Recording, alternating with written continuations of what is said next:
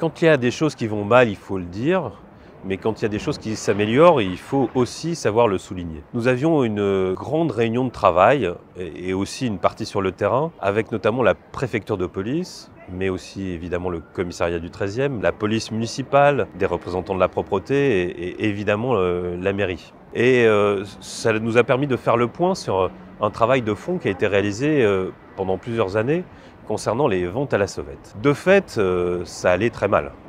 Il y a eu un développement, si ce n'est exponentiel, en tout cas très important, des lieux de vente à la sauvette. Là où je me trouve ici, avenue de Choisy, il y avait un espèce de marché permanent avec des personnes qui n'arrivaient plus à rentrer chez eux normalement, avec des commerçants qui n'arrivaient plus à travailler parce qu'il y avait des installations jusque devant leur commerce.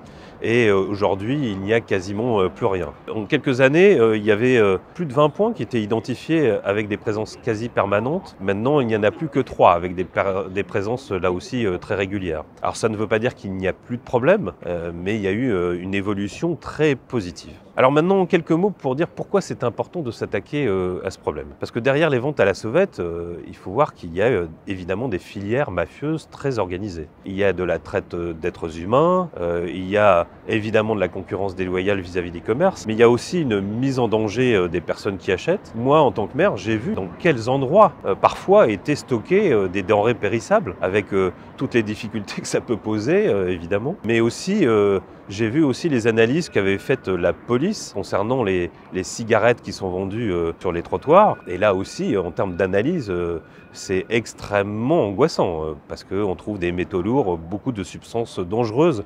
Et d'ailleurs, j'invite les personnes qui en achètent à y réfléchir à 2 fois. Mais c'est donc un travail très en profondeur qui a été réalisé avec tous les acteurs que j'ai pu citer, avec la justice aussi, parce que derrière, il faut que ça débouche évidemment sur des condamnations. Un travail de fond organisé par la police pour remonter les filières, parce que évidemment, l'intérêt, c'est pas de s'attaquer aux petits vendeurs, mais s'attaquer aux personnes qui fournissent, qui organisent les réseaux, voire qui exploitent évidemment les personnes que vous trouvez derrière les étals. C'est ça qui est important. Et tout ce travail a porté ses fruits, sans mauvais jeu de mots, puisque nous sommes arrivés à des vrais résultats.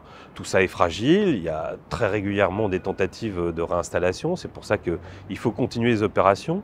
Mais on a vu au nombre de procès-verbaux dressés qui ont chuté en quelques années. Ils ont chuté pas parce que nous avons diminué notre pression, ils ont chuté parce qu'il y a évidemment beaucoup moins de personnes à verbaliser. Donc c'est évidemment important de continuer.